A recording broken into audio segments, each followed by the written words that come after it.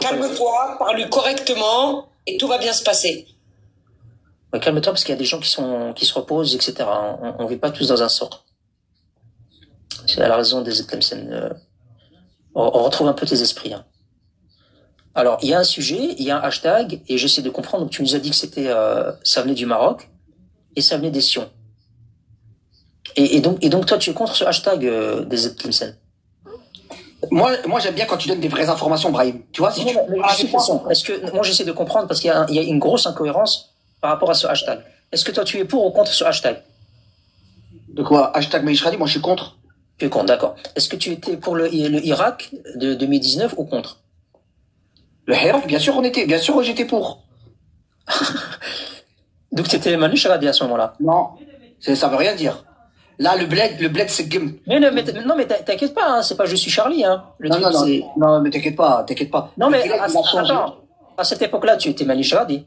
Non, le bled, non, pas Manu Charadi. Écoute, le bled, on voulait pas. Parce que tu étais dans le Irak. On voulait pas encore de ce pouvoir-là. Et t'es vous. Regarde, il a mis tout le monde en prison, il a fait du nettoyage. Il a fait du nettoyage et l'Algérie, alhamdoulilah, elle se porte très très bien. Elle avance. Non, mais attends. Je parle logiquement quand même. Ouais. À l'époque du Irak.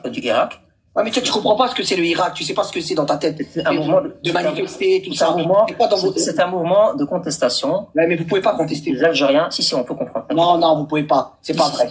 Non, c'est pas vrai. Quand je vois les vidéos qu'on a visionnées tout à l'heure, je peux comprendre. Regarde, là, Non, c'est moi que je comprends pas. On peut pas se comprendre parce qu'on n'est pas dans la même vision démocratique. Regarde. Je vous donne juste une petite info, comme ça. Au Maroc, il y a des manifestations quotidiennes. C'est pas par semaine, c'est pas une fois par mois, c'est pas 3 fois dans l'année. Au Maroc, il y a des manifestations quotidiennes. On va en parler. Les syndicats, on va en parler de ça. On ne coupe pas la parole à quelqu'un.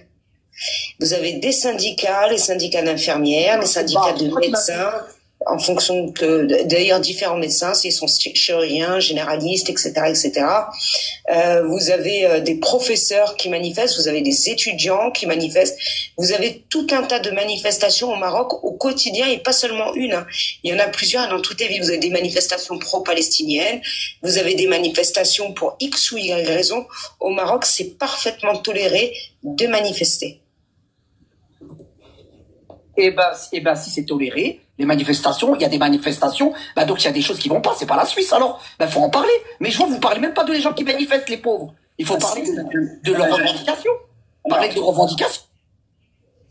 Alors, les manifestations, comme je l'ai dit au Maroc, sont quotidiennes. Ça prouve qu'on a le droit. Ça prouve aussi que tout n'est pas parfait au Maroc. Et d'ailleurs, jamais aucun Marocain n'a prétendu le contraire.